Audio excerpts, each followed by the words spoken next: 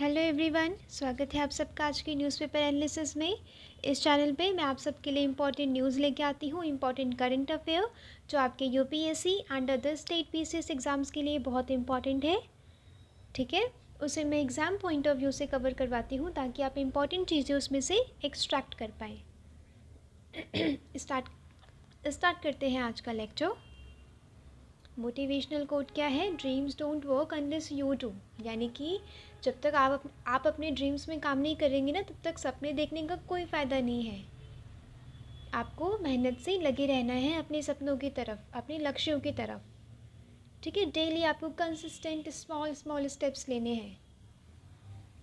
मैं महिमा मिश्रा प्रेजेंट करती हूँ आज का Indian express analysis and other जो वेबसाइट्स हैं करंट अफेयर की, वहाँ से इम्पॉर्टेंट न्यूज़ ली गई है।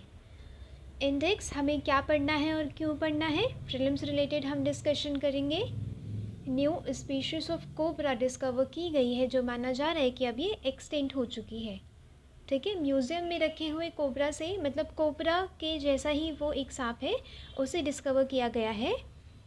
ठीक है, जो म्यूज़ियम में रखा था, जो एक्सटेंट हो चुका है, ठीक है, उसके डीएनए के एक्सट्रैक्शन से हमने ये जाना कि वो उस टाइम कैसा दिखता होगा।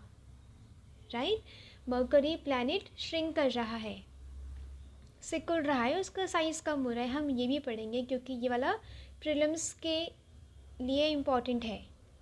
डिटेल एनालिसिस होगा अनलॉफुल प्रिवेंशन एक्टिविटीज़ एक्ट का, ये GS paper 3 non state actors के लिए इम्पॉर्टेंट है। Nano particles and air pollution, यानी कि जो व्हीकुलर इमिशन से जो नैनो पार्टिकल्स निकल रहे हैं वो हमें कैसे रेस्पिरेटरी प्रॉब्लम्स दे सकते हैं, हम ये पढ़ेंगे। ये जीएस पेपर 1 ज्योग्राफी के लिए इम्पॉर्टेंट है एंड जीएस पेपर 3 पोल्यूशन के लिए इम्पॉर्टेंट है, इन्वायरमेंट के लिए इम्पॉर्टेंट है। राइट, चाइल्ड मैरिज आसाम में क्या हो रहा है कि काफ़ी सारे लोगों को अरेस्ट किया जा रहा है क्योंकि वहाँ पे चाइल्ड मैरिज को में जो लोग फंसे हैं ना, उन्हें अरेस्ट करने की, उन्हें रेस्क्यू करने की ड्राइव वहाँ पे चली है। ये सोसाइटी जीएस पेपर 1 के लिए इम्पॉर्टेंट है and women empowerment topic, child marriage का भी आप उसमें एक रीसेंट डाटा लिखेंगे।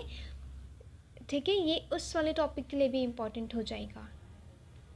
स्टार्ट करते हैं पहली न्यूज़ से। New species of cobra like snake discovered but it may be already be extinct. ठीक है, ये ऑलरेडी माना जा रहा है कि ये ख़त्म हो चुका होगा। ठीक है, ये कुछ ऐसा दिखता है, इसमें रेड मतलब स्पॉट्स हैं कुछ साइड में। ठीक है, एक डिफेंसिव इसका स्ट्रक्चर है। रिसेंट एडवांसेस, जो डीएनए एक्सट्रैक्शन के रिसेंट एडवांसेस में क्या हो रहा है कि वो जो बिल्कुल एक्सट्रीमली रेयर स्पीशीज़ हैं या जो बिल्कुल ख़त्म हो चुकी हैं स्पीशीज़, हम उनके भी जेनेटिक कोड को स्टडी कर सकते हैं, एक्सट्रैक्ट कर सकते हैं। Right, we harness this new technology to study snake from eastern highland. कहाँ से लिया गया था स्नेक? Eastern highlands of Zimbabwe that was run over 1982, discovered it was a new species. ठीक है, वहाँ से ही सांप लिया गया था। अब वो डिस्कवर करके पता चल रहा है कि ये तो नई स्पीशीज़ है, इससे पहले ऐसी स्पीशीज़ नहीं पाई गई। इस वाले सांप पे अनयूजुअल मार्किंग्स हैं with red skin between its scale, black dots हैं रेड बैकग्राउंड में। ठीक है, जो अदर कोबराज में ऐसा डिस्क्रिप्शन नहीं पाया जाता। ठीक है, इस वाले सांप में ऐसा मिलता है। ठीक है, तो रिसेंटली ऐसा पूछा जा सकता है कि रिसेंटली डीएनए एक्सट्रैक्शन से एक सांप डिस्कवर किया गया था। ठीक है, तो वो कहाँ का था? वो होगा Zimbabwe. Next important news, Mercury shrink कर रहा है। Mercury shrinking planet is still getting smaller according to new research. Planetary scientists have known that Mercury has been shrinking for billions of years. ठीक है, काफ़ी सारे लाखों करोड़ों सालों से क्या हो रहा है, मरकरी प्लैनेट सिकुड़ रहा है, उसका साइज़ कम हो रहा है। Despite being the closest planet to sun, जो उसका इंटीरियर है वो कूल डाउन कर रहा है, भले ही वो सन के पास है। ठीक है, फिर भी जो उसका आंतरिक जो संरचना है उसकी, मरकरी की, वो कूल कर रही है। जो मटेरियल है अंदर का वो ठंडा हो रहा है। और इंटरनल हीट जो है वो डी गैसिंग के थ्रू क्या हो रहा है, बाहर निकल जा रही है। जैसे अर्थ के साथ भी हुआ था, डी गैसिंग के थ्रू जब कूलिंग फेज़ आया अर्थ का तो डी गैसिंग के थ्रू क्या हो रहा था, अंदर की जो हॉट गैसेस थी वो बाहर रिलीज़ हो जा रही थी, इवापोरेट हो जा रही थी। इसका मतलब क्या है, ये जो मरकरी में जो ये भी फिनोमेना हो रहा है कि वहाँ का जो अंदर का मटेरियल डे गैसिंग के प्रोसेस के थ्रू बाहर आ जा रहा है, उसके थ्रू क्या हो रहा है, रॉक एंड जो अदर मेटल वगैरह है उनका साइज़ ना, उनका वॉल्यूम कम हो जा रहा है, वो कॉन्ट्रैक्ट कर जा रहे हैं, सिकुड़ जा रहे हैं। Because Mercury interior is shrinking, its surface crust has progressively less area to cover. It responds to this by developing thrust fault. Thrust fault क्या होता है, आपने अर्थक्वेक के टाइम पे पढ़ा है कि जब थ्रस्ट फॉल्ट होता है ना तो दो प्लेट्स क्या होती हैं, आपस में टकराती हैं। आपस में जब टकराती हैं तो क्या होता है, एक कोई दूसरे के ऊपर चढ़ जाती है प्लेट। वैसे ही वहाँ पे भी हो रहा है, ठीक है, थ्रस्ट फॉल्ट हो रहा है, वहाँ पे भी क्रैक्स हो रहे हैं, क्योंकि अब मटेरियल, अंदर का मटेरियल क्या हो रहा है, कॉन्ट्रैक्ट हो रहा है, सॉलिडिफाई हो रहा है, राइट। अब ये थोड़ा बहुत पढ़ लेते हैं मरकरी के बारे में, क्योंकि मरकरी के बारे में अचानक से क्वेश्चन आ जाएगा प्रीलिम्स में, फिर वहाँ पे समझ नहीं आएगा कि मरकरी के मतलब मरकरी के बारे में कैसे पूछ लिया, फिर बोलेंगे कि प्रीलिम्स अंडर द सन है, राइट। कहीं ना कहीं रिलेट ही करता है वो, एग्जामिनर के माइंड में अलग से ऐसे क्वेश्चन नहीं आ जाते कि सोते सोते उन्हें याद आ गया कि मैं इस पे क्वेश्चन पूछता हूँ, नो, वो चीज़ें कहीं ना कहीं न्यूज़पेपर्स में वो रिलेट करती हैं, चीज़ें करंट अफेयर में वो चीज़ें रहती हैं, या फिर PYQ से वो कहीं ना कहीं रिलेट करके पूछ लेते हैं। ऐसे आपको एक होलिस्टिक प्रिपरेशन पे ध्यान देना है। मरकरी क्या है, क्लोजेस्ट टू सन है, Mercury, Venus, Earth, Mars, Jupiter, Saturn, Uranus, Neptune, ये वाला एक सीक्वेंस है प्लैनेट्स का, ठीक है, सोलर सिस्टम में अपने। It has a temperature range 427 degree है सेल्सियस। अगर सन को फेस कर रहा है, यानी कि जो हिस्सा यहाँ पे सन को फेस कर रहा है वो हिस्सा यहाँ पे 427 डिग्री सेल्सियस गर्म होगा, और डार्क साइड में क्या होगा, माइनस 270 डिग्री सेल्सियस है। यानी कि ठंडे गर्म का आप यहाँ पे रेंज पता लगा पा रहे हैं, यानी कि डिफरेंस कितना है, 4 से 427 बहुत गर्म है, राइट, जो सन को फेस कर रहा है, और जो उसकी डार्केस्ट साइड है वो क्या है, 270 डिग्री, -270 डिग्री सेल्सियस। उसके पास कोई एटमॉस्फेयर नहीं है। क्यों एटमॉस्फेयर नहीं है, इसका रीज़न ज्योग्राफी की आई थिंक 11th क्लास की NCERT में लिखा है, क्योंकि जो सोलार फ्लेयर्स होती हैं, सन से निकलने वाली जो तरंगे होती है ना, जो हवाएं होती हैं उस तरफ से वो जो पास वाले प्लैनेट्स होते हैं ना, उनके एटमॉस्फेयर को उड़ा ले जाती है, ठीक है, तो एटमॉस्फेयर वहाँ पे टिक नहीं पाता। It may appear as a bright star like object but is less bright than Venus, ठीक है। यहाँ पे हम अर्थ से देखेंगे तो क्या लगेगा कि वो बहुत ही एक ब्राइट स्टार है, बट वो वीनस से कम चमकीला है। सबसे चमकीला कौन है, वीनस। इमेजेस जो दी थी मैसेंजर स्पेसक्राफ्ट ने 2004 में लॉन्च किया गया था, उसने क्या बोला कि यहाँ पे वाटर आइज है, वोल्केनिसिटी है। वोल्केनिसिटी मीन्स ये पायरोक्लास्टिक फ्लोज होते हैं, जो लावा से निकलता है, वोल्केनो से निकलता है, ठीक है, ये भी वहाँ पे मौजूद हैं, और उसके पोल्स में आइस भी मौजूद हैं, ठीक है। तो मैसेंजर एयरक्राफ्ट आपको याद रखना है। ये यहाँ पे मैंने थोड़ी घिचपिच से ही कर दी है अब ये, बट जो मैं टेलीग्राम पे PDF देती हूँ ना, वो मैं विदाउट एनोटेशन, विदाउट ये घिचपिच देती हूँ वहाँ पे, ठीक है। तो आप जब नोट्स में बनाएंगे, नोट्स लिखेंगे, तो आप ये चीज़ें वहाँ पे आज के आज ही नोट्स कर लेंगे, क्योंकि आपको PDFs का कलेक्शन नहीं चाहिए, आपको अपने खुद के नोट्स का कलेक्शन चाहिए, ठीक है, ताकि आप उसे रिवाइज़ कर सके time to time easily. PDFs आप खोलने बैठेंगे तो आपका खुद ही मन नहीं करेगा PDFs को खोलने का, right. Next important news, founder editor among to health under UAPA। यहाँ पे इंपॉर्टेंट हो जाता है UAPA, एक न्यूज़ क्लिक ऑर्गेनाइजेशन को यहाँ पे पकड़ा गया है कि वहाँ पे उनका चाइना लिंक है, और यहाँ पे क्वेश्चन पूछे गए थे उनसे, CAA दिल्ली रियॉट्स फार्म प्रोटेस्ट, इनसे क्वेश्चन पूछे गए थे तो पता चला कि उनका चाइना से लिंक है, जिसमें ये फाउंडर एडिटर पकड़े गए। ठीक है, न्यूज़ क्लिक, यहाँ पे क्या इम्पोर्टेंट हो जाता है, unlawful prevention activities act pass किया गया था 1967 में। इसका एम क्या था, at effective prevention of unlawful activities associations in India. उसके बाद अब ना 2019 में ना इसमें एक अमेंडमेंट भी हुई थी, जिसके थ्रू ये बोला गया कि अब इंडिविजुअल को भी हम क्या करेंगे, टेररिस्ट घोषित कर सकते हैं। अनलॉफुल एक्टिविटी क्या होती है, जो हमारे नेशन के खिलाफ हो, जो इंडिविजुअल और एसोसिएशन के द्वारा ली गई हो, जो हमारी टेरिटोरियल इंटीग्रिटी और सोवेनिटी को हार्म करते हो। जैसे कि अभी यहाँ पे चाइना लिंक बताया जा रहा है, तो ये हमारी सोवेनिटी के खिलाफ है, राइट ऐसे। तो ये होती है अनलॉफुल एक्टिविटी। इसमें डेथ पेनल्टी और लाइफ इम्प्रिजनमेंट का प्रोविज़न दिया गया है। इंडियन एंड फॉरेन नेशनल्स दोनों पे चार्ज ये किया जाएगा। अगस्त 2019 में क्या हुआ, बिल रखा गया था अनलॉफुल एक्टिविटीज़ प्रिवेंशन एक्ट, जिसमें क्या था, डेजिग्नेट करेंगे हम इंडिविजुअल को भी टेररिस्ट हम घोषित कर सकते हैं। ठीक है, क्योंकि आपने देखा होगा जैसे कि कुछ साइबर सेल्स होते हैं और कुछ इंडिविजुअल्स का भी लिंक होता है। फॉर एग्ज़ाम्पल आपको केरला में अभी कुछ मतलब सुनने को आया था कि आई थिंक 3 वुमेन इंक्लूड थी, कहाँ से, ISIS से। ठीक है, यानी कि इंडिविजुअल लिंक भी हो सकता है। इस एक्ट के तहत इंडिविजुअल को टेररिस्ट घोषित करने का प्रावधान दिया गया कि हम अपने देश की सोवेनिटी को हार्म नहीं करने देंगे, चाहे इंडिविजुअल हो चाहे एसोसिएशन हो। ठीक है, the act empowers the Director General of National Investigation Agency NIA, यानी कि जो प्रॉपर्टी है उसे सीज करे, राइट, और इन्वेस्टिगेशन करे।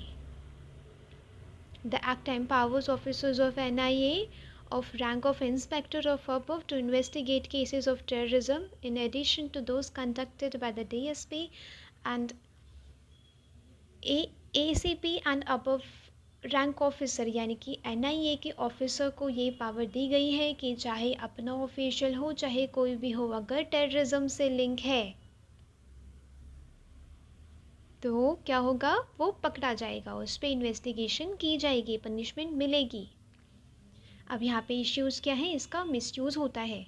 पॉलिटिकल जो डिसेंट होती है, एक्टिविस्ट को टारगेट किया जाता है, जर्नलिस्ट को टारगेट किया जाता है, एकेडमिक्स जो क्रिटिकल होते हैं गवर्नमेंट के लिए, यानी कि गवर्नमेंट के पॉलिसीज़ को समथिंग लाइक क्रिटिसाइज़ करना, और गवर्नमेंट के जो बिल्कुल लेफ्टिस्ट होते हैं ना, उन सबको गवर्नमेंट टारगेट बनाती है यहाँ पे। Lack of transparency, the UAPA allows for prolong detention without bail. Detention हो सकती है लंबे समय तक without bail. Raising concern about transparency and due process, उस दिन मैंने बताया था आपको कस्टोडियल डेथ। अब डिटेंशन किया जा सकता है तो उसमें आप सोच सकते हैं कि एनकाउंटर्स एंड कस्टोडियल डेथ भी हो सकती है। इसका प्रोसेस क्या होना चाहिए, ट्रांसपेरेंट होना चाहिए। ठीक है, कैसे कब कहाँ क्या क्यों डिटेन किया गया है ये पता होना चाहिए। Vague definitions of unlawful activities, the UAPA defines unlawful activities broadly which can be interpreted in a subjective manner। जो इसकी definition है ना, उसमें word mention है unlawful activities। इसमें मतलब कौन कौन सी activities हैं जिन्हें आप unlawful कह सकते हैं, राइट वो तो ये क्या है, थोड़ी वेग डेफिनेशन है, थोड़ी एब्स्ट्रैक्ट चीज़ की डेफिनेशन है। फेडरलिज्म स्केड्यूल 7 क्या कहता है इसका, police is a state subject, sorry constitution का स्केड्यूल 7 क्या कहता है, पुलिस को स्टेट सब्जेक्ट में रखा गया है। Giving NIA investigative and asset detachment power is seen as encroaching on governmental authority. State government के पावर्स पे या अथॉरिटी पे एनक्रोच करना माना जाता है जब आप एनआईए को, नेशनल इन्वेस्टिगेशन एजेंसी को, जब आप पावर्स दे देते हैं जो काम पुलिस को करना चाहिए था। बात आई समझ? यहाँ पे क्या है, पुलिस को स्टेट गवर्नमेंट कहती है कि पुलिस हमारे सब्जेक्ट में है, हम कैसे डील करना है, हमें कैसे डील करना है उसे, ये हम देखेंगे। आप एनआईए को इतनी पावर्स क्यों दे दे रहे हैं? ठीक है, तो ये फेडरलिज्म का भी इससे रिलेटेड एक इश्यू निकल कर आता है। डिनाइड बेल सेक्शन 43D(5) क्या कहता है? A suspect can not be released on a bail if the court determines that there are good grounds to assume that the allegations are accurate at face value. यहाँ पे bell को भी denied किया जाता है। बर्डन ऑफ प्रूफ में कहाँ है? एक्यूज्ड के ऊपर है बर्डन ऑफ प्रूफ कि आप खुद को सही साबित करिए। ठीक है, और जो अदर क्रिमिनल ऑफेंसेस होते हैं उसमें बर्डन ऑफ प्रूफ होता है स्टेट के पास कि पुलिस साबित करेगी कि ये गलत है। और यहाँ पे किसके पास है बर्डन ऑफ प्रूफ? एक्यूज्ड के पास, जो आरोपी है उसके पास। Low conviction rate, People's Union for Civil Liberties report 2022 के द्वारा जो मतलब 2022 में जो रिपोर्ट आई थी उसके अंदर क्या बोला गया? The problem of bail and conviction rate was at the core of abuse of UAPA. लो कन्विक्शन रेट है और एब्यूज़ होता है किसकी? इसके जो प्रावधान है, इसके जो पावर्स हैं उसका एब्यूज़ होता है स्टेट के द्वारा। राइट, स्टेट के द्वारा का मतलब है यहाँ पे जो अथॉरिटी यहाँ पे इन्वेस्टिगेट कर रही है, राइट, वो वाला। This is because of the slow working of NIA court resulting in the low conviction, right, no reporting of crime incidences in some cases. 64% of the cases involving Section 18 charges penalty for conspiracy had no incident that have been documented. कहीं कहीं पे crime के incidents को report ही नहीं किया जाता है। ठीक है, वहाँ पे एनआईए नहीं इन्वेस्टिगेट कर सकती। तो ये कुछ चैलेंजेस और इसकी लिमिटेशंस हैं। वे फॉरवर्ड क्या है? Individual liberty and national security को सबसे सुप्रीम रखना चाहिए, जो होना चाहिए इंडिया की डेमोक्रेसी के हार्मनी के साथ चलना चाहिए, उसके साथ साथ चलना चाहिए कि हाँ, इंडिया ने डेमोक्रेसी भी दी है अपने सिटीजन्स को और वहीं पे फ्रीडम ऑफ इंडिविजुअल और नेशनल सिक्योरिटी को भी ध्यान दिया गया है। Court must decide whether the scope of an effect of UAP are noticeably disproportionate to its stated objective। यानी कि जो ऑब्जेक्टिव उसमें मेंशन है कहीं उसके खिलाफ तो नहीं जा रहा है। ठीक है, कहीं ये कोई बायस तो नहीं हो रहा है, डिस्क्रिमिनेट तो नहीं कर रहा है ये वाला जो यूएपीए एक्ट है, या इसके अंदर जो स्टेप्स ले रही है स्टेट। तो कोर्ट को ये डिसाइड करना पड़ेगा, ठीक है, कि इसका इम्प्लीमेंटेशन प्रॉपर तरीके से हो रहा है या नहीं। A law that successfully combats, ये टेररिज्म जो आतंकवाद को कम्बैट करता है while adhering to the requirements of our constitution is required. A top priority should be the capacity to locate, eliminate and prosecute आतंकवाद। ठीक है, हमारा मेन एम क्या है? आतंकवादी गतिविधियों को ख़त्म करना। तो हमें क्या करना है? इस लॉ को प्रॉपरली इम्प्लीमेंट करना है ताकि आतंकवादी की जो आतंकवादी या आतंकवादी गतिविधियाँ हो रही हैं उसे लोकेट किया जाए और उसका खात्मा कर दिया जाए, पनिशमेंट दी जाए आतंकवादियों को। ठीक है, ये लिखना है आपको कहाँ? कंक्लूजन में लिखना है कि लॉ एक वही अच्छा है जो वो अपने प्रोविजंस को, अपने प्रावधान, अपने ऑब्जेक्टिव एम मोटो को क्या कर पाए? फुलफ़िल कर पाए। अगर वो डिस्क्रिमिनेटरी है, अगर वो बायस है किसी एक पर्टिकुलर पॉलिटिकल पार्टी कह सकते हैं इसमें, या उनके लोग कह सकते हैं, उन्हें आप टेररिस्ट घोषित कर रहे हैं, तो ये एक बायस लॉ है, राइट। बायसनेस नहीं आनी चाहिए। Next important news, nano particles from vehicle fumes can cause acute illness. जो नैनो पार्टिकल्स होते हैं ना, वो इतने छोटे होते हैं कि हमारे रेस्पिरेटरी ट्रैक्ट्स में चले जाते हैं, फिर हमारे ब्लड से होके काफ़ी सारे ऑर्गन्स में चले जाते हैं और इलनेस हमारे काफ़ी सारे ऑर्गन्स की बीमारियां फैलाते हैं। Nanoparticles in Delhi's air, a major chunk of which becomes from vehicular emissions can potentially be transported from the respiratory system to other parts of the human body, creating more chronic and acute illness according to a study. ठीक है, chronic and acute illness हो सकती है। The study analyzed nanoparticles. क्या होते हैं nano particles?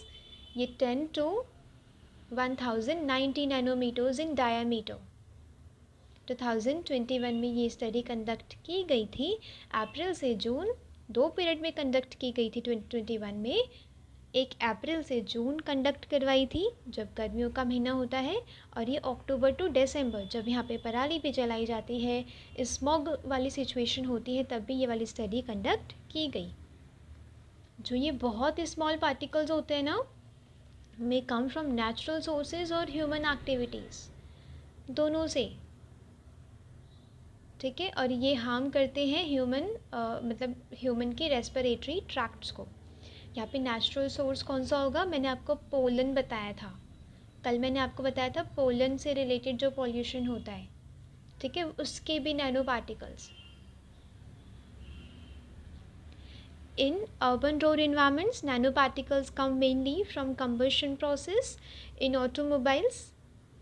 The study noted adding that these concentration of these particles in urban roadside environment varies from human activity, particularly vehicular emission। यानी कि इन्होंने बोला कि जो दिल्ली में इतनी एयर पोल्यूशन की प्रॉब्लम चल रही है ना, इतनी रेस्पिरेटरी इलनेस की प्रॉब्लम चल रही है, उसका मेन कॉज है vehicular emission, गाड़ियों से निकलता हुआ धुआं। Noting that nanoparticles in the road environment can penetrate deeper into the respiratory system and other pollutants, study stated that urban environment ultra fine particles, बहुत ही छोटे छोटे जो particles होते हैं 1 to 100 nanometers, can contribute up to 90% of total particle number concentration। पता चल रहा है ये कितने छोटे और कितनी ज़्यादा मात्रा में है, और ये कितना सारा नुकसान कर सकते हैं हमारी बॉडी को। तो हमें क्या करना है? इलेक्ट्रिक व्हीकल पे ज़्यादा ध्यान देना है, क्योंकि वो कार्बन इमिटेड नैनो पार्टिकल्स नहीं रिलीज़ करती इलेक्ट्रिक व्हीकल।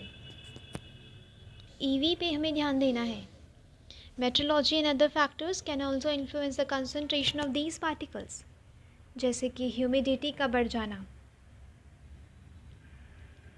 ठीक है, ह्यूमिडिटी का बढ़ जाना, जैसे कि वो होता है ना जब स्मोक, सुना है आपने, मतलब कि फॉग भी हो रहा है और स्मोक भी निकल रहा है, राइट। ये दोनों मिलाकर बन जाते हैं फॉग, जहाँ पे विजिबिलिटी बहुत कम हो जाती है, बहुत ही धुंधला धुंधला सा दिखने लगता है फिर दिल्ली में। फॉग क्या है? ह्यूमिडिटी है, वो पार्टिकल्स हैं, वो ड्रॉपलेट्स हैं पानी की जो फ्रीज़ हो जाती हैं सरफेस पे ही। ये सर्दियों के मौसम में होता है कि उन्हें ड्यू पॉइंट मिल जाता है सरफेस पे ही, ठीक है, जो छोटी छोटी बूंदें होती हैं, राइट। आपने देखा होगा जैसे ही सन आ जाता है, सन के बाद ये क्या होती है, सुबह के टाइम ये चली जाती है, फॉग ख़त्म हो जाती है 10 बजे 11 बजे के आसपास, पर सुबह सुबह अर्ली मॉर्निंग ये स्मोक रहता है, मतलब ये वाला फॉग रहता है। इसका मतलब क्या है? ये ड्यू पॉइंट में इसे नीचे नीचे ही मिल जाता है, तो ये फ्रीज़ हो जाते हैं ये वाले पार्टिकल्स, स्पेशली नवंबर दिसंबर जनवरी के टाइम पे, ठीक है। तो ये नेचुरल कॉजेज़ भी हैं इसके, और मैन मेड कॉजेज़ भी हैं। Next important news, child marriage. Child marriage Assam में ना ये कुछ सेकेंड राउंड कंडक्ट करवाया गया, जिसमें चाइल्ड मैरिज से जुड़े लोगों को अरेस्ट किया जा रहा है। More than 900 people across Assam have been arrested in an overnight drive as a part of state government's second crackdown against child marriage this year। यानी कि आसाम में कितनी बड़ी प्रॉब्लम है। यहाँ पे कंडक्ट करवाई जा रही है, यानी कि इन्वेस्टिगेशन कंडक्ट करवाई जा रही है और अरेस्ट किया जा रहा है। जहाँ पे इन्वेस्टिगेशन ही नहीं कंडक्ट हो रही है, वहाँ का क्या? फॉर एग्ज़ाम्पल वेस्ट बंगाल भी बहुत आगे है चाइल्ड मैरिज के लिए। ठीक है, तो चाइल्ड मैरिज इतने आज़ादी के इतने सालों बाद भी अभी भी चाइल्ड मैरिज हमारी कंट्री में एग्जिस्ट करता है। ये वाला डाटा बहुत इंपॉर्टेंट है, स्पेशली आपके जीएस पेपर 1 के लिए। According to the National Family Health Survey 40% of world's 60 million child marriage take place in India. मतलब कितना ये गंभीर मुद्दा है, कितनी वुमेन को प्रॉब्लम होती है इससे, ये डाटा बता रहा है। ठीक है, 40% of the world 60 million marriages हमारे देश में होती है। According to the International Center for Research on Women, India has the 14th highest rate of child marriage in the world. Factors क्या है? कस्टम्स एंड ट्रेडिशन, डाउरी का जो problem है, ठीक है, वो फैमिली पे क्या होता है कि उन्हें काफ़ी मतलब डाउरी देनी पड़ती है ग्रूम को। ठीक है, अब लड़की जैसे जैसे बड़ी होती है ना, तो उसकी डाउरी बढ़ती चली जाती है, तो इसीलिए यंग गर्ल्स को कि वो लोग शादी करना प्रेफर करते हैं। Poverty, poor family sell their children through marriage ताकि पे ऑफ डेट्स, यानी कि जो उनके क्या है इसमें, अपने बच्चों को बेच देते हैं पुअर फैमिली मैरिज के थ्रू, ताकि जो डेट्स होते हैं, कर्जा होता है, उसे ख़त्म कर पाएँ, उसे पे कर पाएँ। Child marriage makes families poorer because young girls who get married won't be educated. उनकी शिक्षा तो नहीं पूरी हो जाएगी, मतलब नहीं पूरी होगी जब उनकी शादी हो जाएगी। उनके पास स्किल्स नहीं होगी, वर्कफोर्स का पार्टिसिपेशन नहीं होगा। यहाँ पे ब्राइड की भी फैमिली, ग्रूम की भी फैमिली क्या होगी, पुअर रह जाएगी। प्रोटेक्टिंग गर्ल्स सेक्सुअलिटी, वो कहीं सेक्सुअल एक्टिविटीज़ में इंगेज ना हो जाए, क्योंकि ऑनर क्या होता है फैमिली का, गर्ल्स की sexuality. In some culture, marrying a girl young is thought to protect girls' sexuality and family's honor. Security, parents क्या करते हैं अपने गर्ल चाइल्ड के लिए सिक्योरिटी देखते हैं कि उसका फ्यूचर हम शादी कर देंगे तो वो ग्रूम के पास रहेगी, उसका फ्यूचर सिक्योर रहेगा।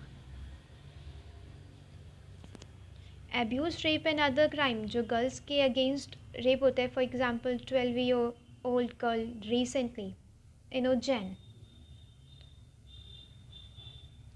राइट, ये भी एक टाइप ऑफ एनकरेज करता है फैमिलीज़ को कि वो अपनी बेटी जल्दी से विदा कर दें और अपनी डॉटर को बचाएं इन वायलेंस से। लैक्सिटी इन यानी कि ये जो मतलब जो शादी का रजिस्ट्रेशन होता है ना, उसके टाइम पे चेक नहीं किया जाता ब्राइड और ग्रूम की एज। मैनी चाइल्ड मैरिजेस तो रजिस्टर्ड भी नहीं होती, यानी कि ये वो केसेस हैं जो सामने आ रहे हैं। कितने केसेस होंगे देश भर में वो नहीं पता, राइट, कितने सारे होंगे जो रजिस्टर्ड भी नहीं है, जिनके खिलाफ़ कोई रेड नहीं होती, कुछ नहीं। Discrimination based on gender, child marriage को देखा जाता है कि वो गर्ल के अगेंस्ट क्या है, डिस्क्रिमिनेशन है। UNICEF report child marriage and the law क्या कहती है? The discrimination often manifest itself in the form of domestic violence, marital rape and the deprivation of food, lack of access to information, education, health care, general impediments to mobility. ये sociology के लिए बहुत important topic है और GS paper 1 society के लिए भी important है। ठीक है, अब ये डिस्क्रिमिनेशन होता है। अब वहाँ पे ऐसा नहीं है कि वो शादी होगी तो उनका फ्यूचर बड़ा सिक्योर है, बड़े अच्छे से उन्हें ट्रीट किया जा रहा है, नो। सबसे पहले तो उन्हें शिक्षा नहीं मिलती, उन्हें स्वास्थ्य सुविधाएं नहीं मिलती। अर्ली प्रेगनेंसी की आपने प्रॉब्लम सुनी होगी कि 13, 14, 15 साल में वो गर्ल्स गेट प्रेगनेंट, राइट, ये वाली प्रॉब्लम सारी देखी जाती हैं। तो गर्ल्स पे इसका कितना भारी नुकसान होता है ना, हमारे डेमोग्राफिक डिविडेंड पे कितना नुकसान हो रहा है, क्योंकि half of the population of India consist girls. ठीक है, हाफ ऑफ द पॉपुलेशन, अगर इसका ज़्यादा हिस्सा अगर चाइल्ड मैरिजेस में चला जा रहा है, उनका फ्यूचर तो वैसे वैसे भी डिस्ट्रॉय हो रहा है, क्योंकि ना एजुकेशन का एक्सेस, ना हेल्थ केयर का एक्सेस, और ना रिप्रोडक्टिव राइट्स का एक्सेस। अभी अभी उसकी बॉडी बेबी कंसीव करने के लिए रेडी भी है कि नहीं, ये नहीं देखा जाता, राइट? स्किल्स नहीं है, डिपेंडेंसी है हस्बैंड के ऊपर, specially for financial needs, right? ये वाली प्रॉब्लम हमें हाईलाइट करनी है जब हम जीएस पेपर 1 से रिलेटेड आंसर लिखेंगे चाइल्ड मैरिज, क्योंकि ये काफ़ी न्यूज़ में रहता है, स्पेशली आजकल तो आसाम की वजह से न्यूज़ में है। इस पर क्वेश्चन आप एक्सपेक्ट कर सकते हैं, ठीक है? और ये बिल्कुल लो हैंगिंग फ्रूट होगा आपके लिए, इसमें आप 6 to 7 मार्क्स आप लेके आ सकते हैं, क्योंकि ये आपको ये वाला आंसर ना अबव एवरेज लिखना होगा थोड़ा सा, ठीक है? चाइल्ड मैरिज एक बहुत ही जनरल टॉपिक है, सबको इस बारे में पता है, सबको ही कुछ इसके इम्पैक्ट पता है। आपको हल्का सा ऊपर ऊपर लिखना होगा। ऊपर कैसे लिखेंगे? आप रिपोर्ट्स प्रेजेंट करेंगे, आप एविडेंस के साथ दिखाएंगे, वो जनरल पॉइंट नहीं, ठीक है? एविडेंसेस के साथ दिखाएंगे तो आपका पॉइंट एक बिल्कुल एक्यूरेट लगेगा, ऑथेंटिक लगेगा, राइट? चाइल्ड मैरिज पे क्वेश्चन आता है तो ये सच में आप सबके लिए लो हैंगिंग फ्रूट है, बहुत आसानी से मिलने वाला। इंटरव्यू में भी इससे पूछा जा सकता है क्वेश्चन, ये यूएपीए से भी रिलेटेड क्वेश्चन पूछा जा सकता है कि इसके कुछ चैलेंजेस बताइए, क्या ये इंडिविजुअल फ्रीडम को हार्म तो नहीं कर रही है कहीं? तो आप बोलेंगे कि हमें क्या करना है, मेंटेन करके रखना है इंडिविजुअल फ्रीडम को और नेशनल सिक्योरिटी को, ठीक है? आज के लिए न्यूज़पेपर में था बस इतना ही। मिलते हैं कल। लेक्चर से रिलेटेड जो ये पीडीएफ होंगी वैल्यू एडिशन की विदाउट एनोटेशन, मैं वो दे दूँगी टेलीग्राम चैनल में, लिंक मैं डिस्क्रिप्शन बॉक्स में डाल दूँगी। आप सब देख लीजिएगा वहाँ से एंड ज्वाइन कर लीजिएगा चैनल डेली पीडीएफ्स के लिए। तो मिलते हैं कल की लेक्चर के साथ। Thanks for watching, thank you so much.